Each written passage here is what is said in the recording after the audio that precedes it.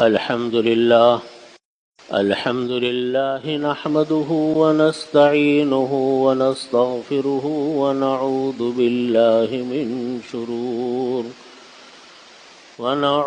بالله من شرور أنفسنا ومن سيئات أعمالنا من يهده الله فلا مضل له ومن يضلله فلا هادي له وأشهد أن لا إله إلا الله وحده لا شريك له وأشهد أن سيدنا وسندنا ومولانا محمدا عبده ورسوله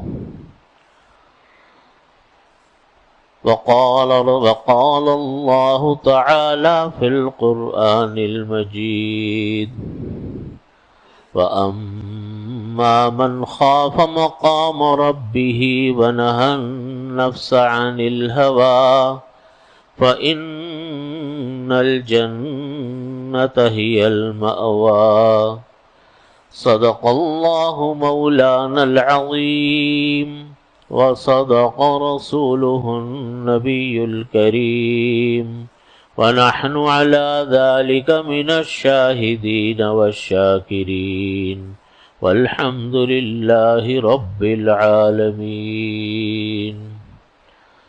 بزرگان محترم، برادران عزیز، قرآن پاک کی میں نے یہ آیت تلاوت کی جس میں اللہ رب العزت نے ارشاد فرمایا وَأَمَّا مَنْ خَافَ مَقَامَ رَبِّهِ وَنَهَى النَّفْسَ عَنِ الْهَوَى فَإِنَّ الْجَنَّةَ هِيَ الْمَأْوَى۔ جو انسان کے اللہ کے سامنے کھڑا ہونے سے ڈر گیا، اس کا ڈر اس کے اندر پیدا ہو گیا کہ مجھ کو اللہ کے سامنے کھڑے ہو کر جواب دینا ہے، وَنَهَى النَّفْسَ عَنِ الْهَوَى، اور اس نے اپنے نفس کو، اپنے خواہشات کو، اس نے اپنے نفس کو روک لیا خواہشات کے مطابق چلنے سے، اپنے آپ کو کنٹرول کیا۔ انسان کا جو خواہشات کا بے لگام گھوڑا ہے وہ اگر کسی انسان کے کنٹرول میں آ جائے تو فرمایا کہ وَنَهَى النَّفْسَ عَنِ الْهَوَى، نفس کو اس نے روک لیا خواہشات کے پورا کرنے سے، فَإِنَّ الْجَنَّةَ هِيَ الْمَأْوَى، تو جنت اس انسان کا ٹھکانہ ہے۔ مطلب یہ ہے آیت کریمہ کا کہ ہر کام سے پہلے انسان کے دل میں یہ ڈر پیدا ہو کہ مجھ کو اللہ کے سامنے کھڑا ہونا ہے، اس عمل کا جواب دینا ہے، ہر عمل کا جواب انسان کو دینا ہے اللہ کی بارگاہ میں، کوئی انسان مستثنی نہیں۔ کسی کے ساتھ ظلم کرو گے، کسی کے ساتھ زیادتی کرو گے، کسی کو ستاؤ گے، کسی کو ذہنی ٹینشن دو گے، کسی کا مال دباؤ گے، کسی کا مال نہیں دو گے، کسی کا قرضہ واپس نہیں کرو گے، کسی کو گالیاں دو گے، یاد رکھو اللہ کے سامنے ہم سب کو پیش ہونا ہے، ہمیں اپنے اعمال کا جواب دینا ہے، اس سے ہم بچیں گے نہیں۔ اللہ تعالیٰ دنیا میں کسی کو کوئی نعمت دیتے ہیں، کسی کو کوئی نعمت دیتے ہیں، پوری دنیا اللہ نے کسی کو نہیں دی۔ دنیا کی تصویر اللہ نے ایسی بنائی، دنیا کا خاکہ اللہ نے ایسا بنایا کہ جس انسان کے ساتھ دنیا کا خاکہ لگا ہوا ہے وہ تصویر اور وہ خاکہ ادھورا رہتا، پورا نہیں ہوتا، کسی کا کوئی نہ کوئی کمی اس کے اندر رہتی ہے۔ یہ نہیں ہو سکتا کہ کسی انسان کو سب کچھ دے دیا اور کسی کو بالکل محروم کر دیا، اللہ تعالیٰ ایسا نہیں فرماتے۔ کسی کے پاس دولت بے تحاشا ہوگی تو تعلیم کی کمی ہوگی، کوئی نہ کوئی کمی ہوگی، صحت کی خرابی ہوگی، گھریلو کوئی پریشانیاں ہوں گی، اس سے انسان خالی نہیں ہوتا۔ یہ اللہ کا نظام ہے۔ کسی کے پاس دولت حافظے کی ہے، کسی کے پاس دولت ذہانت کی ہے، کسی کے پاس دولت مال کی ہے، کسی کے پاس دولت عہدے کی ہے، کسی کے پاس حسن ہے، کسی کے پاس کچھ اور ہے، کوئی نہ کوئی چیز اللہ نے دی ہے، کوئی نہ کوئی چیز نہیں دی۔ انسان کا کام یہ ہے کہ انسان کو جو چیزیں چاہیے اللہ سے مانگتا رہے، وہ پیچھے نہ ہٹے، اور جو نعمتیں اللہ نے دی ان نعمتوں کا شکر ادا کرتا رہے۔ ہماری سب سے بڑی خرابی ایک یہ بھی ہے کہ ہم لوگ جو چیزیں نہیں ہوتی انہی کو ذہن میں رکھتے ہیں، اور جو اللہ نے دیا ہوا ہوتا ہے اس کی طرف ہمارا دماغ جاتا بھی نہیں ہے کہ ہم اس کا شکریہ ادا کرنا ہے اللہ کا۔ ہم میں سے جو آدمی یہ کہتا رہتا ہے جی میرے ساتھ یہ مسئلہ، یہ مسئلہ، یہ مسئلہ، یہ مسئلہ، مسئلے تو ہوتے ہیں، میں نے جیسا عرض کیا مسئلے سے خالی تو دنیا میں کوئی بھی نہیں ہے، ہر انسان کے ساتھ کوئی نہ کوئی مسئلہ لگا ہوا ہے، لیکن اللہ کی نازل ہوئی ہوئی نعمتیں بھی تو بے شمار ہیں، اللہ کی عطا کردہ نعمتوں کا بھی تو کوئی شمار نہیں ہے، وہ تو بے تحاشا ہے، اس کو تو ہم اور آپ گن بھی نہیں سکتے۔ تو جب ہم اللہ سے یہ بات آئے کہ ہمیں یہ چیز چاہیے تو وہ ضرور اللہ سے مانگیں، اس میں پیچھے نہ کمی نہ کریں، لیکن اللہ نے جو نعمتیں ہمیں عطا کی ہیں، جو نعمتیں ہمارے اوپر اللہ کی ہیں، ہم ان کا سب سے پہلے شکر ادا کریں کہ یا اللہ آپ نے یہ بھی دیا، آپ نے یہ بھی دیا، یا اللہ آپ نے یہ بھی دیا، بس اللہ کا شکر ادا کرتے رہو۔ اب دیکھیے آج ہم مثال کے طور پہ آج ہم ہیں، آج کی مثال لیتے، صبح اٹھے گھر میں خیریت تھی، گھر والے خیریت سے تھے، بچے خیریت سے تھے، اپنے بہن بھائی عزیز رشتہ دار کوئی پریشانی کی الحمدللہ خبر تو نہیں آئی، کتنی بڑی اللہ کی نعمت ہے۔ خدا نہ خواستہ آپ صبح کو بیدار ہوتے پتہ چلا تھا کہ گھر کا کوئی فرد شدید بیمار ہو گیا رات کو، کتنی پریشانی صبح کو آپ کی کھڑی ہو جانی تھی۔ جب سب اٹھے، اللہ نے سب کو عافیت سے رکھا ہوا ہے، خوشی ہے، سب نے اٹھ کر ناشتہ کیا، سب اپنے اپنے کاموں پر گئے، گھر کی خواتین عورتیں اپنے کاموں میں لگی، مرد اپنے کاموں میں لگے، بچے اسکول وغیرہ کاموں میں گئے، اللہ کی نعمت کا ہم شکر ادا کرتے ہیں۔ کتنی بڑی اللہ کی نعمت ہے کہ اللہ نے عافیت والی صبح عطا کی۔ پھر اللہ نے صبح اٹھتے ہی ہم کو رزق عطا فرمایا، ہمیں ایسا تو نہیں کرنا پڑا کہ ہمیں صبح کے لیے چائے پانی کے لیے ادھر ادھر دوڑنا پڑ رہا ہو۔ صبح ہم اٹھے تو اللہ رب العزت کی طرف سے انتظام تھا ہمارے پاس کہ نہیں، اپنے کاموں میں لگے، اللہ نے کام کے قابل بنایا، اللہ نے ہمیں کام دیا۔ کوئی کم نعمت ہے اللہ کی؟ اللہ نے کام پہ لگا رکھا ہے، اللہ رزق حلال ہمیں عطا فرما رہے ہیں، کوئی معمولی نعمت ہے اللہ کی۔ اور یہ بھی ٹینشن نہیں ہے کہ جی دوپہر کو کھانے کا کیا ہوگا، بچے بھوکے تو نہیں ہوں گے، یہ بھی تو ٹینشن نہیں ہے، الحمدللہ ثم الحمدللہ۔ شام کوئی ایسا خوف طاری نہیں کہ جی کوئی دشمن سر پہ سوار ہو کہ جی آ کے مار جائے گا یا لوٹ کر لے جائے گا۔ اسی کو حدیث شریف میں فرمایا، کسی انسان کو اگر اس دن کا رزق مل گیا، وقت کی روٹیاں مل گئی اور اللہ نے اس کو عافیت عطا کر دی، اللہ نے گویا کہ ساری دنیا کی نعمتیں اس کے اندر سمیٹ دی۔ ہم یہ تو شکایت کرتے ہیں جی مہنگائی ہے، یہ ہو گیا وہ ہو گیا، بالکل ہے، میں مانتا ہوں کہ ہے، لیکن اس مہنگائی میں آپ مجھ کو بتاؤ کہ کیا آپ کا رزق کم ہوا؟ آپ کے بچوں نے کھانا کم کھایا؟ آپ نے کوئی کم رزق استعمال کیا؟ کیا بچوں نے کپڑے نہیں پہنے؟ کیا آپ نے کپڑے نہیں پہنے؟ کیا خدا نہ خواستہ کوئی بیمار ہو گیا تو کیا اس کے لیے دوا کا انتظام نہیں ہوا؟ یا گھر میں جو افراد ہوتے ہیں کسی نہ کسی کی کوئی دوا چلتی رہتی ہے، کیا اس کا انتظام نہیں ہوا؟ اگر آپ گرد و پیش بھی نگاہ ڈالو، اس پوری مہنگائی کے ساتھ بھی اللہ نے عافیت سے تو رکھا ہوا ہے نا، ہاتھ تو کسی کے سامنے نہیں پھیلایا ہم نے۔ کیا ہم ایسے ہو گئے کہ جناب دوسروں کے سامنے ہاتھ پھیلانے پر مجبور ہو گئے؟ زکوٰۃ لینے کے نعوذ باللہ اللہ تعالیٰ محفوظ فرمائے ہم مستحق ہو گئے؟ بھائیوں، بتانے کی بات یہ ہے کہ مسائل تو آتے، مہنگائیاں تو چلتی رہیں گی، ہمیشہ چلتی رہی، لیکن اس کے باوجود اللہ نے مجھ کو آپ کو جو نعمتیں دی اس پر اللہ کا شکر تو ادا کریں ہم اور آپ. یا اللہ ان سب چیزوں کی موجودگی میں آپ نے ہمیں رزق بھی دیا, آپ نے ہمیں کام بھی دیا, ہمارے بچوں کی تعلیم بھی چل رہی, گھر کا نظام بھی چل رہا ہے, گھر والے بھی عافیت کے ساتھ ہیں, روزمرہ کے جو اخراجات ایک گھر کے اندر ہوتے ہیں وہ سارے اللہ تعالیٰ یا اللہ آپ پورے فرما رہے ہیں. یا اللہ آپ کا شکر احسان ہے. یا اللہ یہ مہنگائی بھی آ گئی, یا اللہ یہ بڑے بڑے ٹیکس بھی آ گئے, یا اللہ اس کو بھی ہمارے سے حل فرما دیجئے. پہلے شکر تو ادا کریں ہم اللہ. ہماری میں عرض کر رہا ہوں ہم لوگوں سے واقعتاً یہ غلطی ہوتی ہے, مجھ سمیت ہر ایک سے غلطی ہوتی ہے کہ ہمارے منہ پہ شکایت کا لفظ پہلے آتا ہے, شکر کا لفظ نظر نہیں آتا.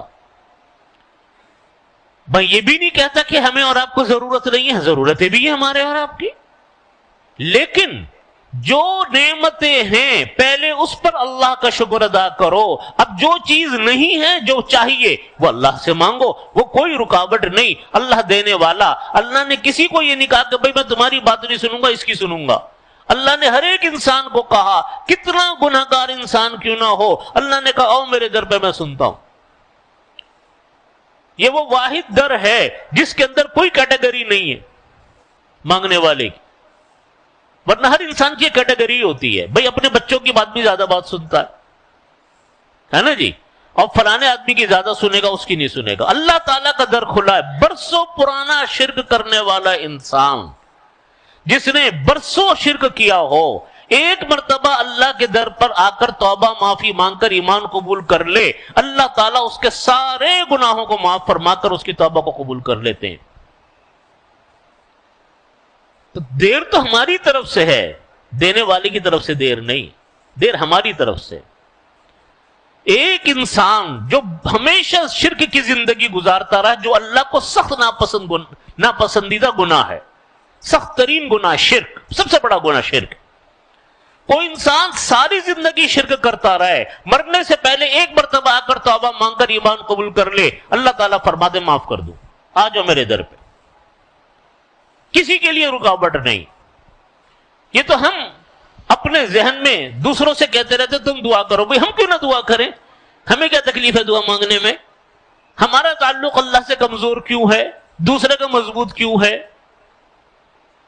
اللہ سے مانگو, اللہ کے سامنے ہاتھ پھیلاؤ.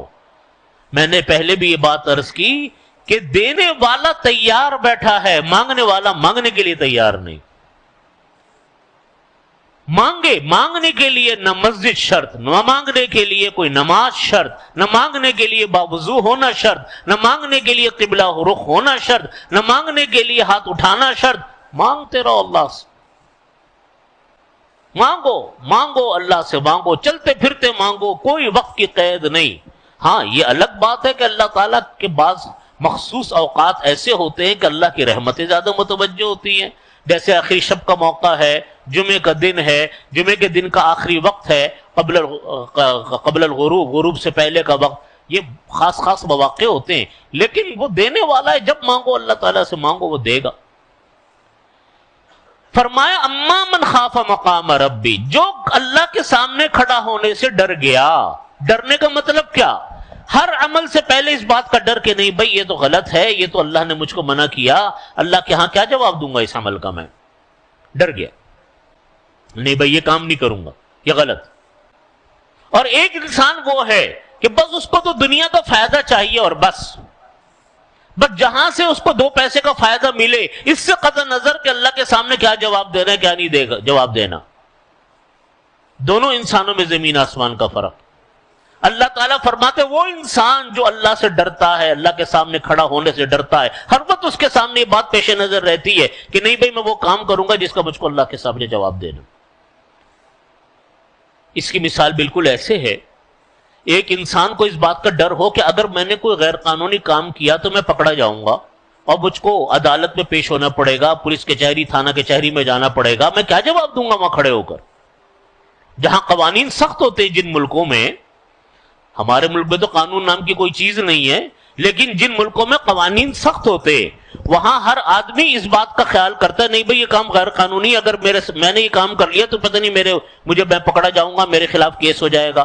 گاڑی چلا رہے ہوں گے جی میں نے اگر سگنل توڑ دیا تو میرا لائسنس جو ہے نا وہ ضبط ہو جائے گا، میرا لائسنس کینسل ہو جائے گا، میں نے غلط پارکنگ کر دی تو میرے اوپر فائن لگ جائے گا۔ یہ ڈر ہے کہ نہیں یہ دنیا کا؟ اس دنیا کے ڈر کی وجہ سے بے شمار غیر قانونی کاموں سے لوگ بچتے ہیں۔ تو جب یہ ڈر اللہ کا آ جائے دل میں کہ ہاں اللہ کا بھی تو ایک نظام ہے، اللہ کا بھی تو ایک قانون ہے، اللہ تعالیٰ نے بھی ہمیں ایک گائیڈ لائن دی ہے، ہم نے اس کی اگر خلاف ورزی کی تو ہمیں اللہ کے سامنے کیسے ہم پیش ہوں گے؟ تو کیا اللہ تعالیٰ نے ہمیں گائیڈ لائن نہیں دی؟ آپ دیکھو دنیا میں کوئی چیز آپ خریدنے جاؤ اس کی چھوٹی سی بک ضرور ملتی ہے گائیڈ لائن کی۔ آپ ایئر کنڈیشن خریدنے جاؤ اس کی ایک گائیڈ بک ہوگی، آپ فریج خریدو ایک اس کی گائیڈ بک ہوگی، ہر چیز کی گائیڈ، موبائل خریدو ایک اس کی گائیڈ بک ہوتی ہے۔ دنیا میں جو چیزیں آتی ہیں اس کی کوئی نہ کوئی گائیڈ بک ہوتی ہے جو آپ کو رہنمائی کرتی ہے کہ اس کو کیسے استعمال کیا جائے۔ اللہ نے ہم کو پوری زندگی عطا فرمائی، ایک لمبی مدت۔ یہ دنیا کی چیزیں جو ہم اور آپ خریدتے ہیں 5 سال ان کی زیادہ مدت ہوتی ہے، 5-10 سال کے بعد ٹھپ ہو جاتی ہے۔ اس کے لیے گائیڈ بک ہے، رہنما بک ہے۔ ہماری اللہ نے زندگی رکھی، کس کی کتنی رکھی اللہ بہتر جانتے ہیں، لیکن اوسط عمر جو نبی علیہ الصلوۃ والسلام کی عمر مبارک تھی 63 سال تھی، اوسط عمر اس امت محمدی علیہ صاحب الصلوۃ والسلام کی یہی بنتی۔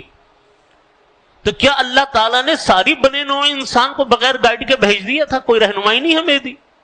اتنا انسان بنایا، اس کی پوری زندگی بنائی، اس کو اشرف المخلوقات کا لقب دیا، دنیا کی ساری چیزیں اللہ نے انسان کی خدمت میں لگائیں، چرند پرند انسان کی خدمت میں لگائے، جانور انسان کی خدمت میں لگائے، سورج انسان کی خدمت میں لگائے۔ کیا کیا اللہ نے نعمتیں ہم عطا کی، تو کیا اللہ نے ہمارے لیے کوئی گائیڈ لائن نہیں رکھی؟ کہ گائیڈ بک نہیں رکھی؟ اللہ نے کیا ہمارے دل میں ڈر پیدا نہیں فرمایا کہ بھئی تم ہر کام سے پہلے یہ دیکھ لیا کرو کہ میں نے تمہیں دنیا میں بھیجا ایک مقصد کے لیے بھیجا، تو تمہارے دل میں کبھی یہ خیال بھی نہیں آیا کہ میں ناراض ہو جاؤں گا، میں نے کیا کہا تھا اور کیا نہیں کہا تھا؟ اما من خاف مقام ربی، جو اللہ کے سامنے کھڑا ہونے سے ڈر گیا، ونہى النفس عن الهوى، اور اپنے آپ کو خواہشات نفسانی سے روک لیا۔ خواہشات نفسانی کا مطلب کیا؟ دل چاہتا ہے معصیت کرنے کو، دل چاہتا ہے گناہ کرنے کو، دل چاہتا ہے کہ بس میرا جو دل چاہے بس میں وہ کروں۔ اللہ تعالیٰ کا حکم نعوذ باللہ کوئی انسان کہے کہ جی میں اس کی پیروی نہیں کروں گا، بس میں تو اپنی مرضی پر چلوں، تو لوگ چلتے غیر مسلم ہیں، چلتے ہیں، ان کے لیے کوئی وہ نہیں ہے، جو دل چاہتا کرتے، جس طرح زندگی گزارتے، جو دل میں آتا ہے کرتے۔ لیکن مسلمان اللہ تعالیٰ نے اس کو ایک اصول کے ساتھ باندھا ہوا ہے، ایک شریعت کے ساتھ باندھا ہوا ہے، نبی علیہ الصلوۃ والسلام کی تعلیمات کے ساتھ باندھا ہوا ہے، قرآن پاک کی تعلیمات کے ساتھ باندھا ہوا ہے۔ اب وہ ہر کام کا دل چاہتا ہے لیکن وہاں اس کی ایک رکاوٹ ہے۔ اسی کو حدیث شریف میں فرمایا کہ دنیا سجن المؤمن وجنت الکافر، دنیا مومن کے لیے قید خانہ ہے، پابندیاں ہیں، وجنت الکافر، کافر کے لیے جنت۔ تو جب انسان اپنے آپ کو روکتا ہے شریعت کے مطابق، پابندیوں سے رکتا ہے، ان پابندیوں کو برداشت کرتا ہے اور اپنی مرضی جو دل چاہتا ہے گناہ کرنے کو، اس گناہ کی طرف وہ راغب نہیں ہوتا، کسی پر ظلم کرتا ہے تو ڈرتا ہے کہ نہیں مجھے اللہ دیکھ رہا ہے، مجھے اللہ کے سامنے ظلم کا جواب دینا۔ کسی انسان کے ساتھ وہ گالم گلوچ کرتا ہے، کسی انسان کا پیسہ روک لیا، کسی کا قرضہ واپس نہیں کرتا، لیکن یہ ڈر اس کو دل میں اگر پیدا ہو گیا کہ مجھ کو اللہ کے سامنے جواب دینا ہے، لوگوں کے حقوق ادا کرتا رہتا ہے، اللہ کے حقوق ادا کرتا رہتا ہے، اپنے آپ کو خواہشات نفسانی پر چلنے سے روک لیا۔ اللہ تعالیٰ قرآن پاک میں فرماتے فَإِنَّ الْجَنَّةَ هِيَ الْمَأْوَىٰ، جنت اس کا ٹھکانہ ہے۔ دنیا میں تو مشکل آتی ہے، پابندیوں کے ساتھ زندگی گزارنا آسان نہیں ہوتا، لیکن دنیا میں تو مشکل آتی ہے، لیکن اللہ تعالیٰ فرماتے فَإِنَّ الْجَنَّةَ هِيَ الْمَأْوَىٰ، جنت اس کا ٹھکانہ ہے۔ اور جو جنت ہے وہی آخرت کا دائمی گھر ہے۔ آخرت کا جو ہے گھر دائمی چیز، دائمی رہنے کی جگہ وہ جنت ہے، دنیا دائمی رہنے کی جگہ نہیں ہے۔ اس چیز میں دنیا میں کسی کا اختلاف نہیں کہ دنیا کا گھر عارضی۔ ہر آدمی جو اللہ کے وجود کا منکر ہے، جو نبی علیہ الصلوۃ والسلام کی نبوت کا منکر ہے، وہ بھی اس بات کو مانتا ہے کہ دنیا گھر عارضی ہے، دنیا میں کوئی نہیں ہمیشہ رہا نہ رہے گا۔ اس میں سب کا اتفاق ہے کہ موت برحق ہے۔ جب دنیا کا گھر عارضی تو دنیا میں ہونے والی تمام نعمتیں عارضی، دنیا کی ہر دولت عارضی، دنیا کا ہر حسن عارضی، دنیا کی ہر چیز عارضی، سب وقت پر ختم ہو جائے گی۔ جب وقت پر ختم ہو جائے گی تو اللہ رب العزت نے، نبی علیہ الصلوۃ والسلام نے ہمیں بار بار جگہ جگہ اس بات کی طرف متوجہ فرمایا کہ دیکھو جہاں زیادہ رہنا ہے اس کی تیاری زیادہ کرو، جہاں کم رہنا ہے اس کی تیاری کم کرو۔ اعد للدنیا کا لبقائک فیہا، دنیا کی اتنی تیاری کرو جتنا دنیا میں رہنا ہے، واعد لآخرتک بقدر بقائک فیہا، اور آخرت کی اتنی تیاری کرو جتنا آخرت میں رہنا۔ اس کا اصول فرمایا قرآن کریم نے کہ اما من خاف مقام ربی، کہ اللہ کے سامنے کھڑے ہونے سے ڈر جاؤ، دنیا کے اندر ڈرو اس بات سے ہر کام سے پہلے کہ مجھ کو اپنے عمل کا اللہ کے ہاں جواب دینا، اور اپنے آپ کو خواہشات نفس پر مت چلنے دو بلکہ شریعت کے مطابق چلو۔ پھر فرمایا کہ یہ دونوں کام ہو جائیں گے، یہ دونوں قدم اٹھ جائیں گے، فَإِنَّ الْجَنَّةَ هِيَ الْمَأْوَىٰ، تو دیکھو جنت پھر اس کا ٹھکانہ ہے۔ مشکل تو آئے گی لیکن آخرت کا گھر بڑا خوبصورت ہوگا، آخرت بڑی شاندار ہوگی، آخرت بڑی حسین ہوگی۔ اور یہ کام انسان کو محنت سے کرنا پڑتا ہے، مشقت اٹھانی پڑتی ہے، سیکھنا پڑتا ہے۔ بڑو دنیا میں ہر کام سیکھنا پڑتا ہے، کون سا کام انسان کو گھر بیٹھے آتا ہے؟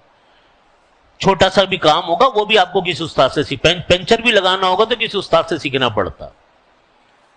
تو اس دین کو سیکھنے کے لیے، ان چیزوں کو سیکھنے کے لیے انسان کو محنت تو کرنی پڑتی ہے، سیکھنا تو پڑتا ہے۔ غفلت والی زندگی تو قابل و قبول نہیں ہے، اس لیے ان باتوں کی طرف ہم سب کو فکر کرنی چاہیے، متوجہ رہنا چاہیے۔ اللہ رب العزت ہم سب کو عمل کی توفیق عطا فرمائے۔ وآخر دعوانا الحمدللہ رب العالمین۔